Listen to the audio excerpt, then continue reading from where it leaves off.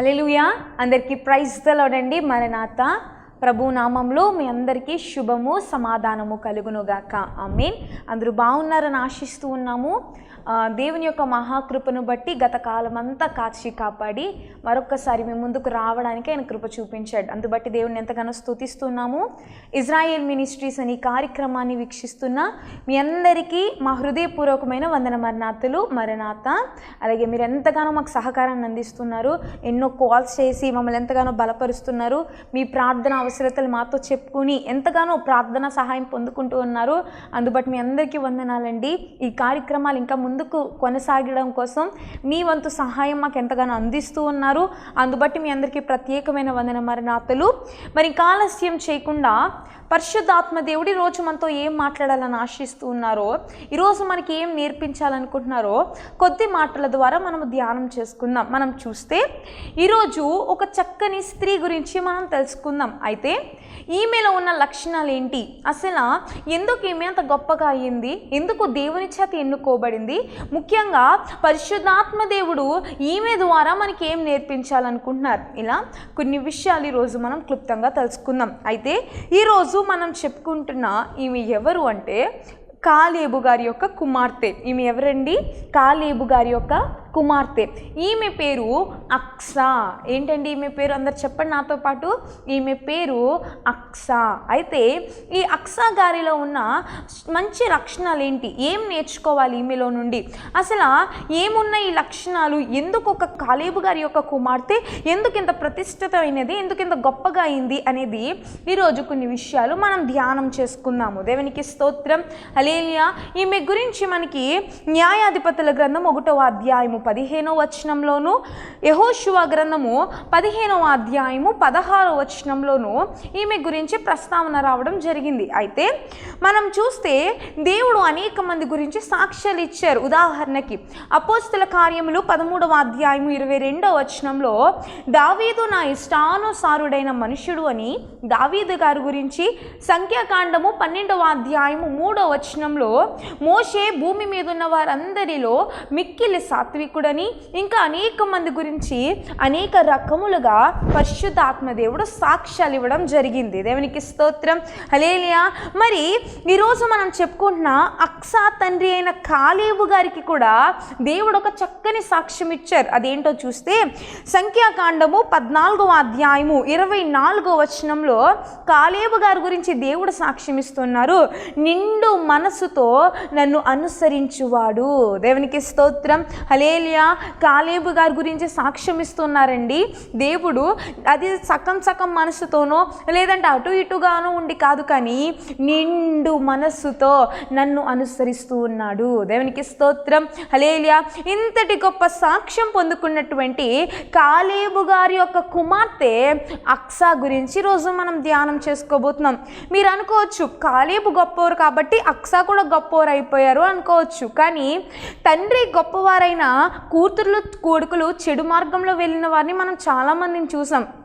తల్లిదండ్రులు ఎంతో గొప్ప భక్తి పరులై ఉండి దేవుని యొక్క ముఖ దర్శనాన్ని స్వయంగా చూసి దేవుని యొక్క మాటలు స్వయముగా విని దేవుడు చెప్పిన మార్గంలో నడిచి అనేక మందిని నడిపించిన తల్లిదండ్రులకు పుట్టిన పిల్లలు చెడు మార్గాల్లోకి వెళ్ళిపోయి దేవుడికి ఇష్టం లేని రీతిగా జీవించి అప్పుడు దాకా తమ తల్లిదండ్రులు సంపాదించి పెట్టుకున్న దీవెనను, మంచి పేరును మొత్తం చెడగొట్టిన పిల్లల్ని పరిశుద్ధ గ్రంథంలో మనం అనేక మందిని చూడవచ్చు. కానీ ఈ అక్సా కాలేబు గారు ఎంతైతే మంచి పేరు పొందుకున్నారో, కాలేబు గారు ఎంత చక్కగానైతే జీవించారో అంతకు మించి చక్కని పేరు, అంతకు మించి మంచి పేరు ఈ యొక్క తన కుమార్తె అయిన అక్సా కూడా పొందుకుంటూ ఉన్నారు. దేవునికి స్తోత్రం.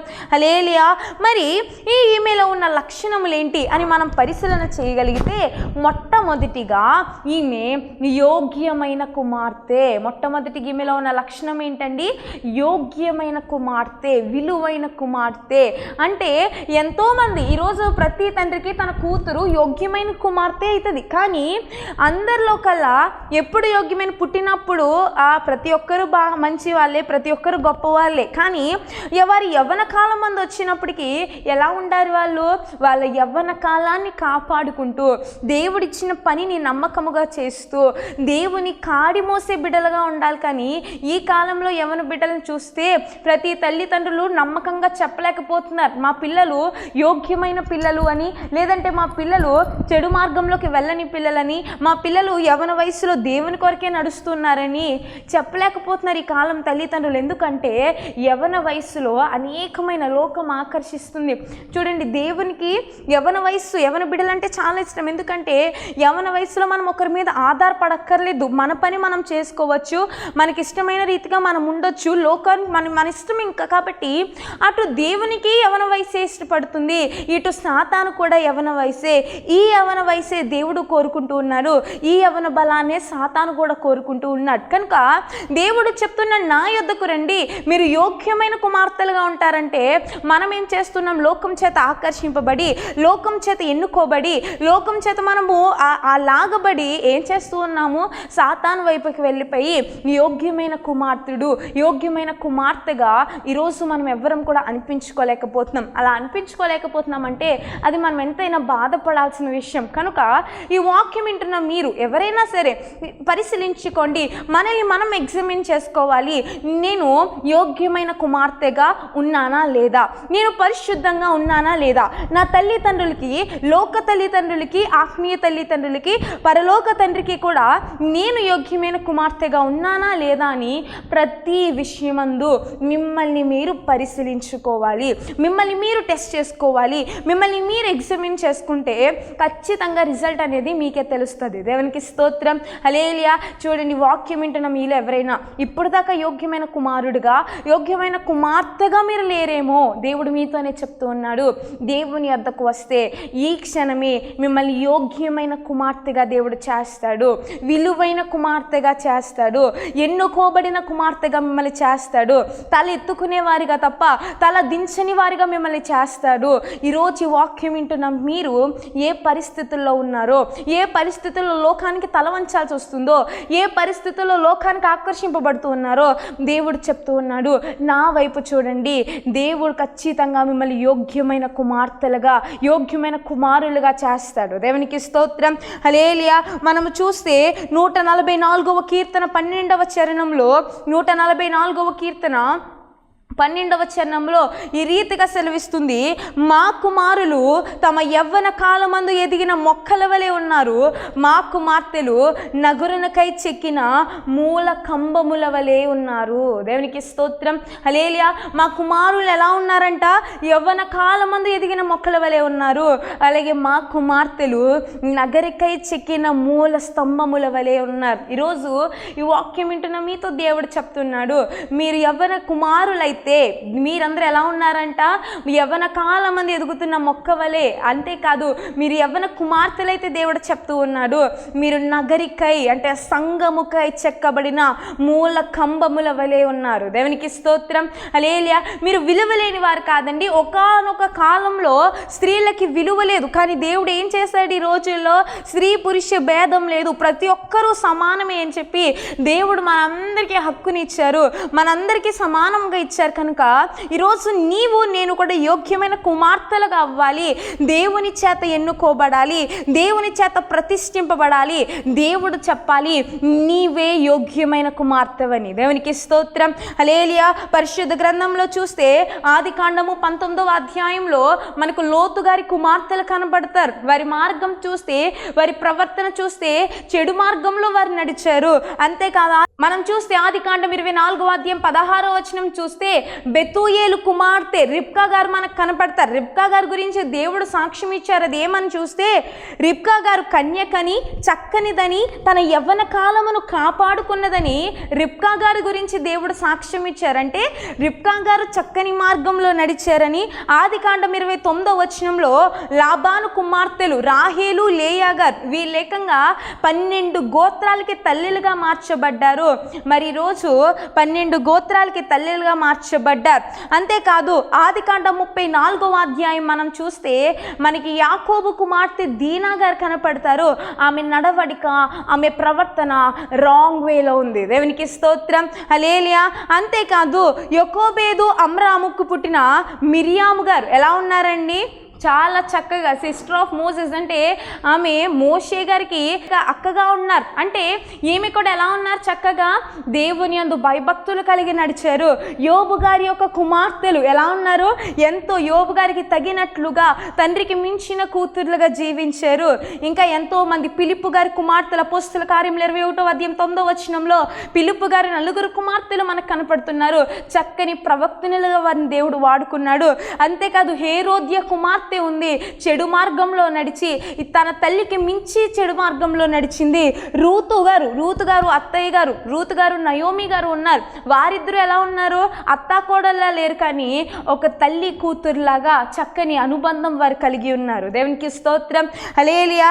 ఈ ప్రపంచంలో, ఈ యొక్క లోకంలో ప్రతి ఒక్కరికి తల్లిదండ్రులకి మనం ఎంతైతే గౌరవం ఇస్తామో, ఎంతైతే వారి దృష్టిలో ఉంటామో, అంతకు మించి మన పరమ తండ్రి దృష్టిలో కూడా ఉండాలి.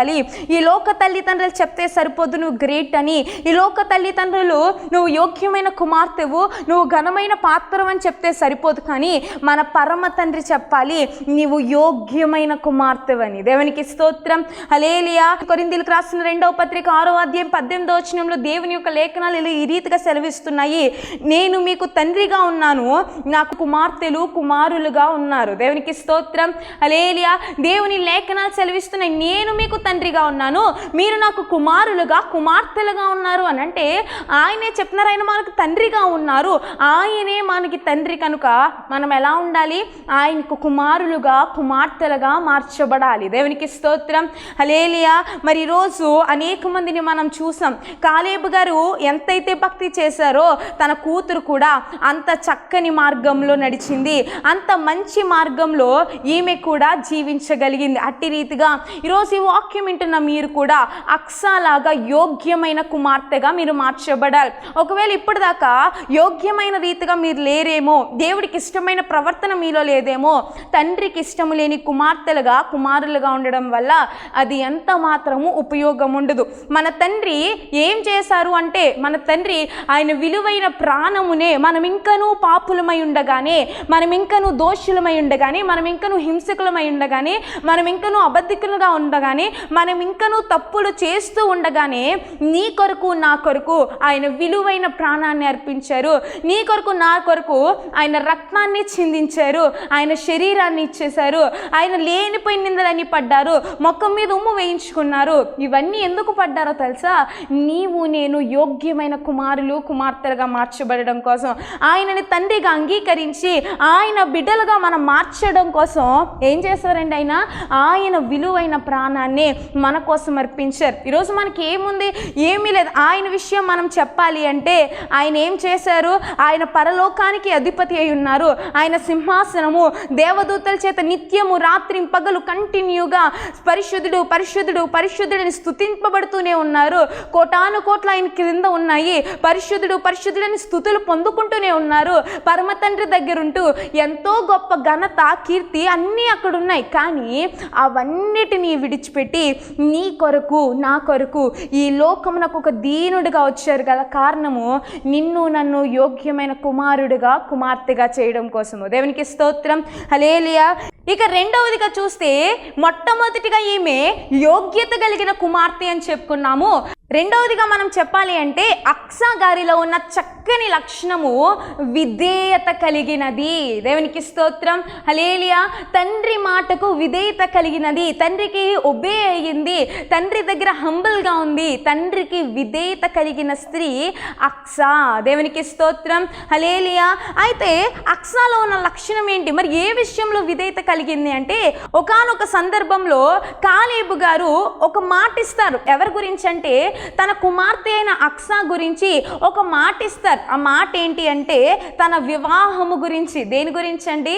వివాహము గురించి ఒక మాట ఇస్తారు. అయితే అక్సా ఎంత మాత్రము, డాడీ అదేంటి నన్ను అడగకుండా వివాహం విషయం మాట్లాడడం ఏంటి, నా పర్మిషన్ ఉండాలి కదా, నాకు ఇష్టమో కాదో తెలుసుకోవాలి కదా, ఇట్లాంటి ఏమీ అనలేదు. కానీ తన తండ్రి ఇచ్చిన మాటకి విధేయత చూపించింది, తల వంచుకుంది. దేవునికి స్తోత్రం, హల్లెలూయా. మనం చూస్తే కాలేబు గారు హెబ్రోను అనే దానిని ఆయన సొంతం చేసుకున్నారు, విన్ అయ్యారు. హెబ్రోను అనే ప్రాంతం మీద ఈ యొక్క కాలేబు గారు విజయం పొందుకున్నారు. అయితే ఇప్పుడు అనేకమైన యుద్ధాల తర్వాత, అనేకమైన కష్టాలు చూసిన తర్వాత, అనేకమైన తర్వాత ఇప్పుడు కాలేబు గారు నుంచుని అనౌన్స్మెంట్ ఇస్తున్నారు. దేని గురించి అంటే ఎవరైతే కిరియాత్ సఫేరును ఓడించి ఎవరైతే వస్తారో, ఎవరైతే యుద్ధ వీరుడిగా ఎవరైతే వస్తారో నా దగ్గరికి ఓడించి, వారికి నా కుమార్తెనిచ్చి పెళ్లి చేస్తాను, నా కుమార్తెనిచ్చి వివాహము చేస్తానని ఒక అనౌన్స్మెంట్ ఇచ్చేసారు. పర్మిషన్ ఏమీ అడగలేదు. ఈ యొక్క అక్సా పర్మిషన్ లేదు, అక్సాకి ఇష్టమో లేదో తెలీదు, పైగా ఎవరు ఓడించి వస్తారో కూడా తెలీదు, ఏ కులం వాళ్ళు వస్తారో తెలీదు, ఎటువంటి వాళ్ళు వస్తారో తెలీదు, ఏ ప్రాంతం వాళ్ళు వస్తారో తెలీదు. కానీ అక్సా ఒప్పుకుంటుందో ఒప్పుకోదో వదిలేసి ఏం చేశారు కాలేబు గారు? నమ్మకముగా తన కూతురు తన పైన చూపించే విధేయతను బట్టి ఏం చేశారండి? అంతమంది ప్రజల మధ్య ఇక్కడ నిలబడి చెప్పేస్తున్నారు, ఎవరైతే కిరియాత్ సఫేర్ను ఓడించి వస్తారో, మట్టు పెట్టి వస్తారో, వారికి నా కుమార్తెనిచ్చి వివాహము చేస్తాను. దేవునికి స్తోత్రం, హల్లెలూయా. కాలేబు గారు నమ్మారండి, తన కూతురు ఒక యుద్ధ వీరుడికి తగిన భార్య అని నమ్మారు. ఒక ఓడించి గెలిచొస్తాడంటే ఎంత గొప్పవాడై ఉండాలి, ఎంత యుద్ధ నైపుణ్యత కలిగి ఉండాలి, ఎంత సామర్థ్యత ఉండాలి, ఎంత శక్తి ఉండాలి, ఎంత జ్ఞానం ఉండాలి. ఇవన్నీ కలిగి ఉన్న వాడికి నా కుమార్తె అర్హత కలిగినది, నా కుమార్తె వీటన్నిటికీ సరితూగినది అని చెప్పి ఈ యొక్క కాలేబు గారు నమ్మి తన కూతురు కలిగి ఉన్న విధేయతను బట్టి ఇక్కడ అందరి ముందు మాట ఇచ్చేశారు, అనౌన్స్ చేసేసారు, ఎవరైతే ఓడించి వస్తారో నా కుమార్తెనిచ్చి వివాహం చేస్తాను. దేవునికి స్తోత్రం, హల్లెలూయా. ఎవరు ఓడించి వచ్చారు అంటే ఒత్నీయేలు ఓడించి వచ్చారు. ఎవరైతే కిరియాత్ సఫేర్ను ఓడించి తన కూతుర్ని వివాహము చేసుకోవడానికి రమ్మన్నారో ఆ వ్యక్తి ఒత్నీయేల్. ఇచ్చిన మాట ప్రకారము ఒత్నీయేల్కి ఇచ్చి అక్సాని వివాహం చేయడం జరిగింది. అయితే అక్సా అప్పుడు కూడా ఎంత మాత్రం వద్దని చెప్పలేదు. ఏమో యుద్ధానికి 100 మంది వెళ్తే ఆ 100 మందిలో ఎవరు ఉండొచ్చో, ఎవరు చనిపోవచ్చో అక్సాకి తెలియదు. కానీ ఎవరు విన్ అయ్యి వస్తారో వాళ్ళకే చేస్తానన్నారు.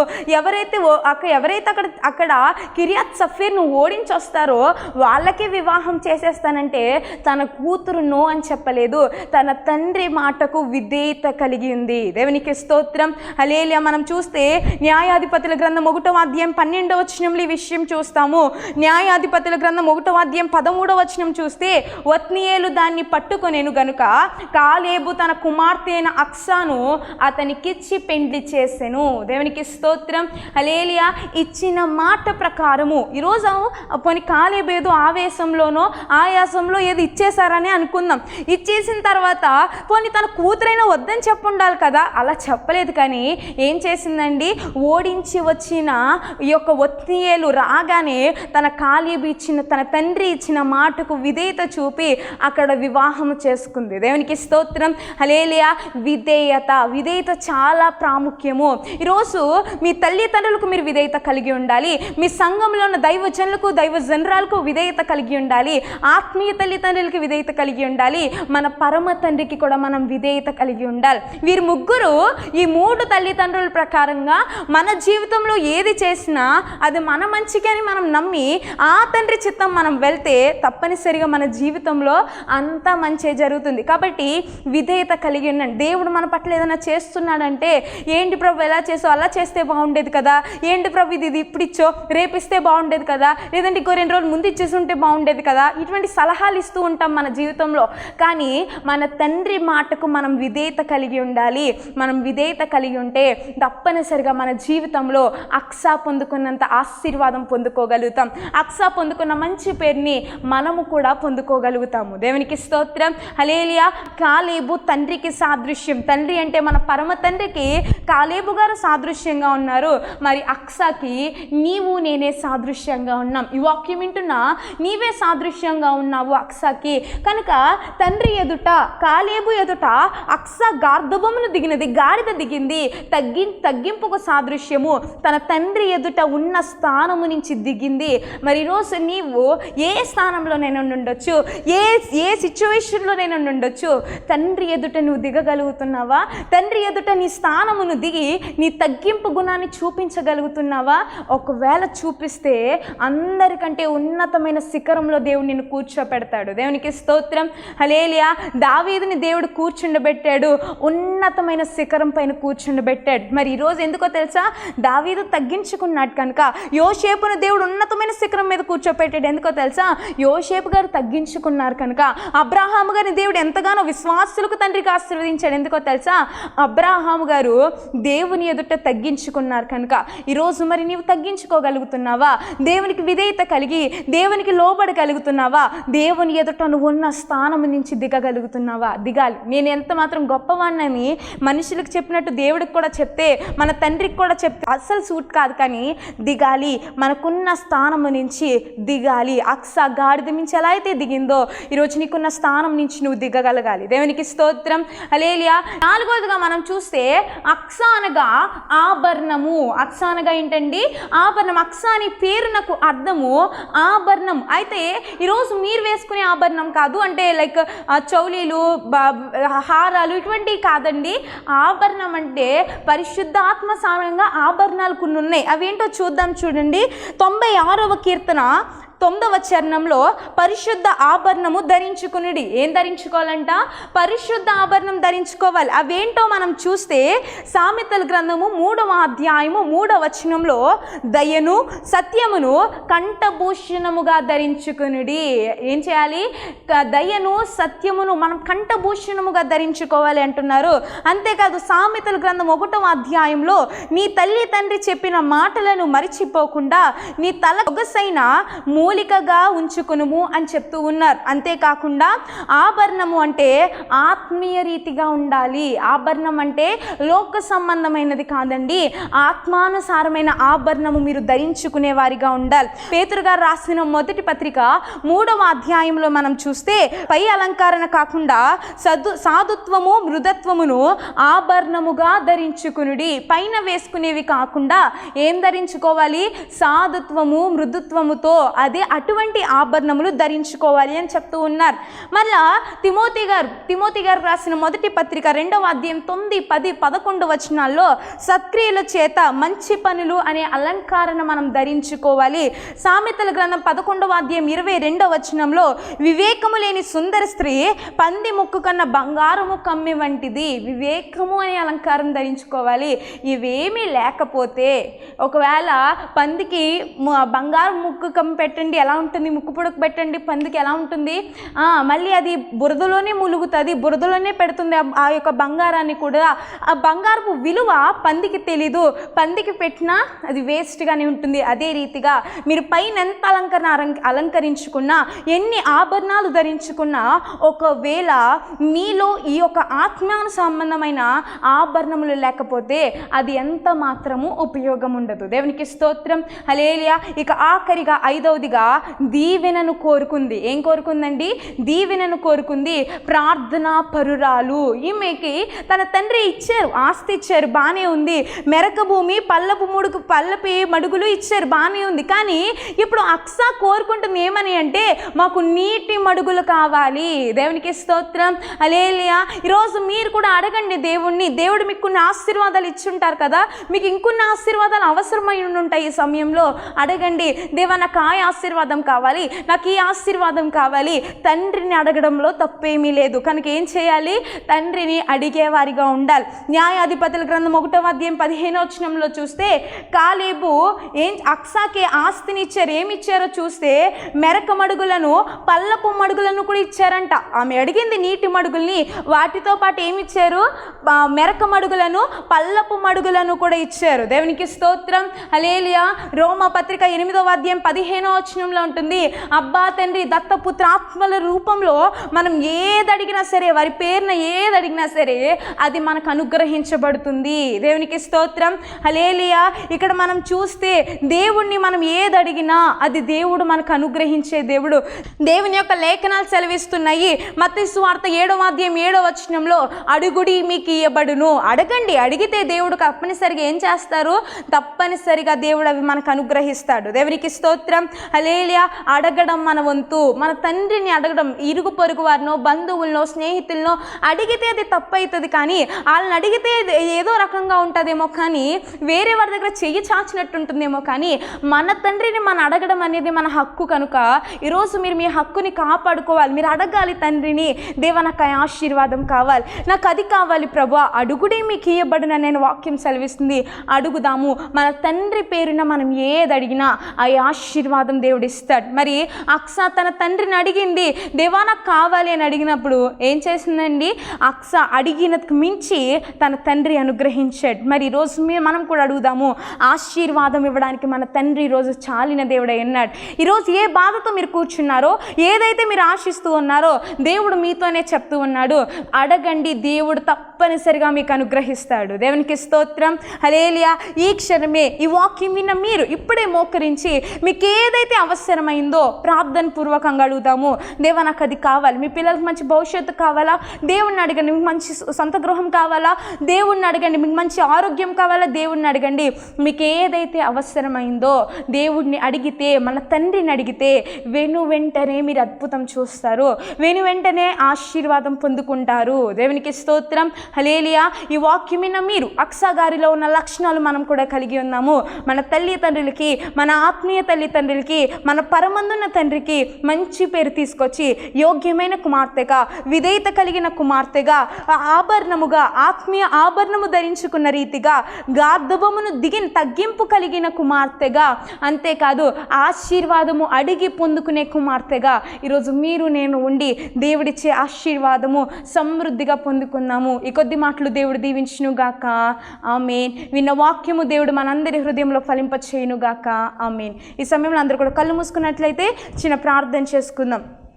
శరణతుడా, మహోన్నతుడా, మా సకల ఆశీర్వాదమునకు కారణభూతుడైన మా ప్రియ పరలోకపు తండ్రి, దేవానికి వందనములు, స్తుతులు, స్తోత్రములు ప్రభువా. అయ్యా తండ్రినైనా మీరు నిలబెట్టుకుని తండ్రి చక్కని కుమార్తె అక్స గారిలో ద్వారా మాతో ఈరోజు చక్కని మాటలు మీరు మాట్లాడారు. నీకు వందనములు ప్రభువా.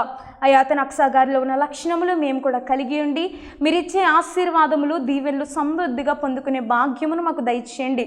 అయ్యా అతని మేము ఏమై ఉన్నామో అది నీ కృపే కనుక మేము కలిగి ఉన్న ప్రతిదాన్ని బట్టి ప్రభువా మీ నామమును అత్యధికముగా స్తుతించి సేవించి అయ్యా అతని మీ నామమును ఘనపరిచే భాగ్యమును మీరు మాకు దయచేయండి. గనుడవైన మీరు ప్రభువా అయ్యా అతని నీ వాక్యం వింటున్న ప్రతి ఒక్కరి జీవితంలో ఘనమైన కార్యములు జరిగించి మీరు మాత్రమే సమస్త మహిమ, ఘనత, ప్రభావములు పొందుకొనమని నజరేయుడైన యేసు నామములో అడిగి వేడుకుంటున్నాం మా పరమ తండ్రి. ఆమేన్, ఆమేన్.